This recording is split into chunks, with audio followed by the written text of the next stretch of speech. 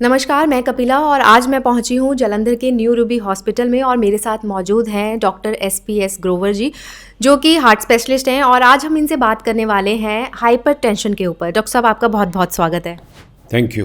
Doctor साहब, जैसे कि आजकल बहुत ज़्यादा देखा जाता है कि ब्लड प्रेशर एकदम से हाई हो जाता है, जिसे हाइपरटेंशन भी बोला जाता है। तो एक्चुअल में हमारे जो दर्शक हैं, सबसे पहले तो उन्हें ये बताएं कि हाइपरटेंशन जो है क्या?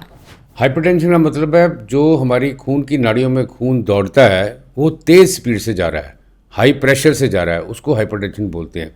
ये हाइपरटेंशन की जो डिजीज़ है ये आमतौर पर जेनेटिक भी होती है कि पेरेंट्स को है तो अगो बच्चों को होने की ज़्यादा चांस हैं, और कई बार इसका कोई कारण नहीं होता। कई रिस्क फैक्टर हैं जिनमें ये ज़्यादा होती है, जैसे किसी को शुगर है, डायबिटीज़ है या किडनी प्रॉब्लम है, उसको हाइपरटेंशन के चांसेस ज़्यादा होते हैं। नॉर्मल जो ब्लड प्रेशर है आम इंसान का वो 120/80 मतलब 120/80 होना चाहिए। दैट इज़ 5-10 ऊपर थले नॉर्मल वेरिएशन होती है। पर अगर ब्लड प्रेशर आपका 140 से ऊपर है और नीचे वाला 90 से ऊपर है तो आप बॉर्डर लाइन हाइपरटेंसिव हो, मतलब ज़्यादा रिस्क हो जाता है। रिस्क हो जाता है। अगर आपका ब्लड प्रेशर 160 इससे और नीचे वाला 100 से ज़्यादा है तो आप डेफिनेटली हाइपरटेंसिव हो और आपको ज़रूरत है अपने कंसल्ट करने की डॉक्टर को कि आपको क्या करना चाहिए। डॉक्टर साहब, अब पता कैसे चलेगा एक आम इंसान को कि हाँ ये प्रॉब्लम हो गई है? ये बहुत ही अच्छा क्वेश्चन है। आमतौर पर इसका कुछ पता नहीं चलता, इसीलिए इसको साइलेंट किलर बोलते हैं। इसके कोई सिम्टम आमतौर पर नहीं होते। कई बार किसी को चक्कर आ जाने या हेडेक हो जानी ऐसे होता है, but by and large asymptomatic है और ये टेस्ट कराने के पता चलता है। सो इसीलिए बोलते हैं कि आफ्टर द एज ऑफ 30, वैसे तो पहले भी करवा लेना चाहिए, कम से कम 6 महीने में एक बार अपना ब्लड प्रेशर ज़रूर चेक कराना चाहिए। कई बार ऐसे होता है कि बंदा किसी और तकलीफ़ के लिए जाता है, जैसे आंखों चेक कराने गए, जहाँ कोई और छोटी मोटी सर्जरी करानी है, ब्लड प्रेशर चेक कराया तो ब्लड प्रेशर बहुत हाई निकलता है। सो ऐसे एक्सीडेंटली डिटेक्ट हो जाता है। तो रूटीन डिटेक्शन के लिए इट इज़ बेटर कि आप अपना ब्लड प्रेशर हर 6 महीने बाद वैसे ही चेक करा लिया करो, क्योंकि आमतौर पर ये कोई सिम्टम नहीं देता। जी डॉक्टर साहब, पहले तो कहा जाता था कि ये जो बीमारी है हाइपरटेंशन की कि एज उम्र दराज के लोगों को होती, बट आजकल यंगस्टर्स में बहुत ज़्यादा होने, मतलब इसके क्या रीज़न है? इसके एक रीज़न है आजकल की भागदौड़ बहुत बढ़ गई है। People are stressed out, people are running, time लोगों के पास है नहीं। लोग जल्दी अमीर बनना चाहते हैं और बहुत ज़्यादा काम करना चाहते हैं, और खाने पीने का भी बहुत ज़्यादा गड़बड़ हो चुका है। फास्ट फूड का इस्तेमाल ज़्यादा हो गया है। जो पहले होता था कि सुबह उठ के नाश्ता करना, फिर लंच करना, फिर घर में डिनर 7-8 बजे कर लेना, आराम से सोना, नींद पूरी लेना, वो अब रहा नहीं। नींद कम लेना भी एक ब्लड प्रेशर ज़्यादा होने का कारण है।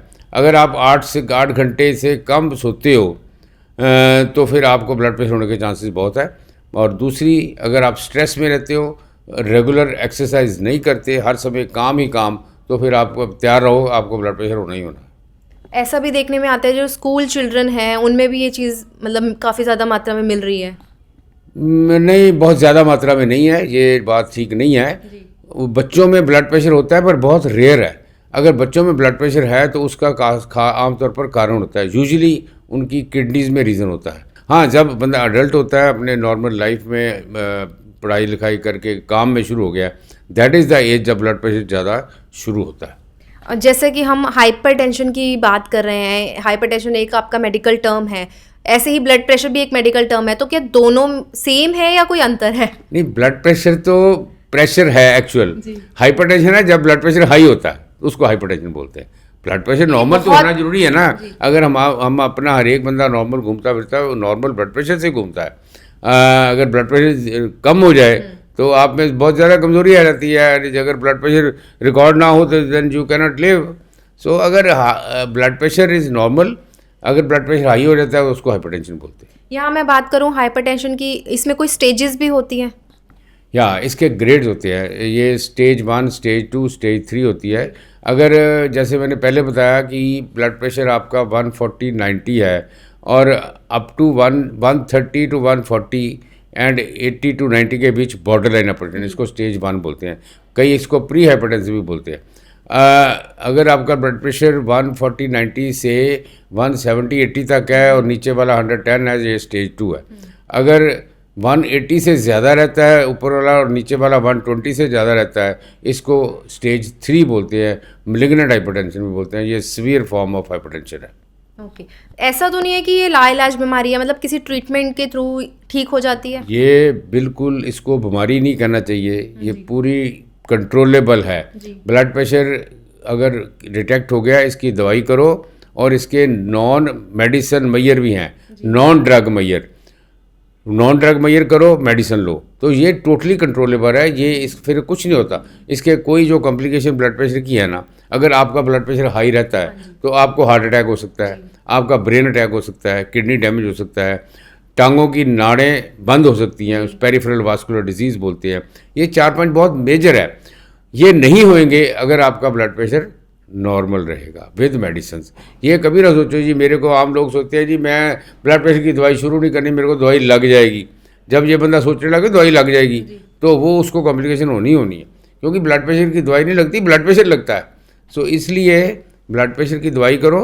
और दूसरे जो इसके मैयर हैं, number 1 regular exercise, number 2 salt कम, नमक कम, डाइट कंट्रोल, और नंबर 3 अपनी फैट वाली चीज़ें कम करो, नंबर 4 अपना स्ट्रेस कम रखो, लाइफ को थोड़ा रेगुलेट करो, तो ये ब्लड प्रेशर की कोई कॉम्प्लिकेशन नहीं होगी। मैं अपने पेशेंट को वैसे कहता हूँ, हम रोटरी क्लब से भी एक नारा देते हैं, हाँ जी, 1 चम्मच कम 4 कदम आगे। इसका मतलब है अगर आप अपनी डाइट में से रोज़ में से जो जितना नमक खाते हो 1 चम्मच कम कर दो, और जो सैर करते हो 4 कदम ज़्यादा चलो, आपका ब्लड प्रेशर कंट्रोल हो जाएगा। जैसे कहा जाता है कि यूजुअली कि लेडीज़ जो हैं प्रेगनेंसी में जब होती हैं तो उनका भी ब्लड प्रेशर और हाइपरटेंशन में भी चले जाते हैं, तो उसके पीछे कुछ खास रीजंस होते हैं?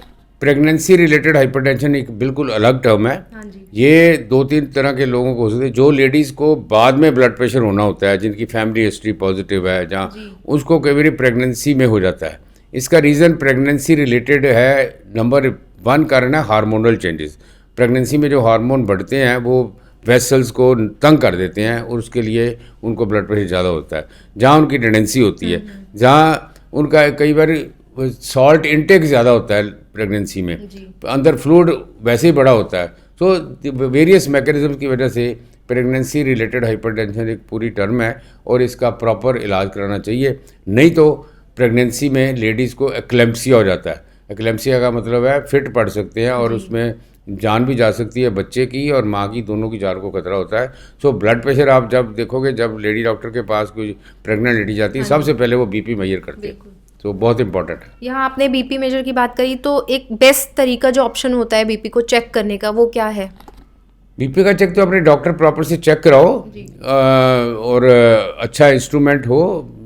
ये जो उनकी आजकल बीपी प्रेडिक्स की हम कैलिब्रेशंस करवाते रहते हैं। हमारा जो जैसे ये बीपी प्रेडिक्स पड़ा है, ये इसका हर 6 मंथ के बाद इसकी कैलिब्रेशन होती है, और ये देखो लिखा होता है पीछे ये कि कैलिब्रेशन हो गई, और ये कैलिब्रेशन फिर बीपी ये बिल्कुल एक्यूरेट मेजर करेगा। मतलब जो लोग घर पे हैं उनके पास मशीन्स हैं, वो क्या एक्यूरेट देती है? घर का जो होम मेजरमेंट है ना, वो इमरजेंसी यूज़ के लिए करना चाहिए। कभी कभाई जब कोई नहीं कोई मिल रहा है, तो वैसे होम मॉनिटरिंग में मैंने तो ये देखा है कि ये ज़्यादा लोग इससे बीमार हो जाते हैं। वो उनको मेजर प्रॉपर करना आता नहीं कि कफ कहाँ रखना है, कैसे मेजर करना है, प्रॉपर नहीं आता। कोई इंस्ट्रूमेंट भी खराब होते हैं, इलेक्ट्रॉनिक होते हैं ज़्यादा। वो मेरे पास कई बार ऐसे मरीज आते हैं जो हमारा बीपी कंट्रोल होता ही नहीं। अच्छा, मैंने उनको 1 बार देखा, 2 बार देखा, तो फिर बीपी देखा, जब मेरे पास आने तो ठीक रहता था। तो फिर मैंने उनका बीपी मेजर करना बंद कराया। मैंने कहा बीपी प्रेडिक्स आपने यूज़ नहीं करना, तो विदिन 1 वीक उनका बीपी नॉर्मल हो गया। सो घर की मॉनिटरिंग ज़्यादा अच्छी नहीं है। एमरजेंसी यूज़ के लिए यस घर रखना चाहिए। अगर कोई डॉक्टर नहीं मिल रहा, किसी को कोई प्रॉब्लम हो रही है, तो आप अपना बीपी देखो। अगर बीपी ठीक आ जाए, आपको तसल्ली हो जाती है कि मेरा बीपी ठीक है। अगर प्रॉब्लम है तो फिर आप डॉक्टर को इमीडिएटली मिल सकते हो। होम मॉनिटरिंग ना करो, होम में बीपी टेस्ट जरूर रखो, कभी कभाई ये यूज़ कर लिए। आपने अच्छी बात कही कि होम मॉनिटरिंग करनी चाहिए, लेकिन अगर मान लो किसी को एकदम से बीपी हाई चला गया है, तो उस स्टेज में बंदा घबरा जाता है कि एकदम से क्या हो गया, उस समय क्या करना चाहिए? देखो, बेस्ट तो है कि उसी समय एट दी अर्लीस्ट डॉक्टर को कंसल्ट करो। अगर कोई डॉक्टर नज़दीक नहीं है तो बेस्ट ये होता है कि कोई बीपी की दवाई लेने की बजाय ट्रैंकुलाइज़र ले लो, कोई घबराहट की दवाई ले लो, जैसे कोई थोड़ा सेडेटिव है, जहाँ कोई ट्रैंकुलाइज़र टाइप मेडिसिन वो ले लो। थोड़ा रेस्ट करो, ठीक हो जाएगा। ऐसे नहीं होता कि यकदम ब्लड प्रेशर बढ़े तो उसी समय कोई कॉम्प्लिकेशन, ऐसे नहीं, घबराने की बहुत नहीं। थोड़ा रिलैक्स करो, लाई डाउन, थोड़ा पानी पियो, थोड़ी टैबलेट वगैरह कोई रिलैक्स होने ले लो, it will be all right. उसके बाद फिर अपने डॉक्टर को मिलो। जो लोग अल्कोहल कंजप्शन ज़्यादा करते हैं वो भी रीज़न है? बिल्कुल, अल्कोहल रिलेटेड हाइपरटेंशन एक अलग टर्म है। कई लोगों को ब्लड प्रेशर का कारण ही अल्कोहल होता है जी। और वो रेगुलर जो कंजम्पशन लार्ज क्वांटिटी में करते हैं उनको बहुत होता है, और अगर वो शराब छੱਡ देते हैं तो उनको ब्लड प्रेशर नॉर्मल आ जाता है। So alcohol is one of the reasons of high blood pressure. Doctor साहब, हमारे दर्शकों के लिए आप क्या मैसेज देना चाहेंगे? कि एक तो जो इस समय थीम है, 17 मई को वर्ल्ड हाइपरटेंशन डे है, उन्होंने एक स्लोगन दिया है कि major your blood pressure accurately, control it and live longer. ये 3 मैसेज हैं। एक तो मेजरमेंट, जैसे मैंने पहले हम बात कर रहे थे कि मेजरमेंट एक्यूरेट होनी बहुत ज़रूरी है। So measure your blood pressure accurately, control it and live longer. So अगर आप लंबा जीना चाहते हो, बीपी कंट्रोल रखो और नमक कम खाओ, सैर ज़्यादा करो, 1 चम्मच कम 4 कदम आगे। इस स्लोगन से आप अपने बीपी को बिल्कुल कंट्रोल कर सकते हो। एंड मैं विश करता हूँ कि इस वर्ल्ड हाइपरटेंशन डे पे सभी लोगों तक आप ये मैसेज पहुँचाओ, ताकि जो लोग अपने आप बीपी से अवेयर हों, अपना मेजरमेंट करना, नो योर फिगर्स इसको बोलते हैं, कि अपनी फिगर पता होनी चाहिए कि मेरा ब्लड प्रेशर, कि नो योर नंबर्स, कि मेरा ब्लड प्रेशर कितना है। सो अपना वेट देखो, वेट ना बढ़ने दो, अपना वेस्ट डायमीटर ना बढ़ने दो, और साल्ट कम खाओ and live A healthy life. Doctor साहब, हमसे बात करने के लिए बहुत बहुत शुक्रिया। Thank you. तो ये थे मेरे साथ डॉक्टर साहब SPS ग्रोवर जी, जिन्होंने हाइपरटेंशन को लेकर बहुत सारी बातें जो हैं जानकारी दी है। आई होप आपको अपने बहुत सारे सवालों के जवाब मिल गए होंगे। तो इस तरह के और भी अपडेट्स के लिए आप जुड़े रह सकते हैं तंदुरुस्तान नमा के साथ। नमस्कार।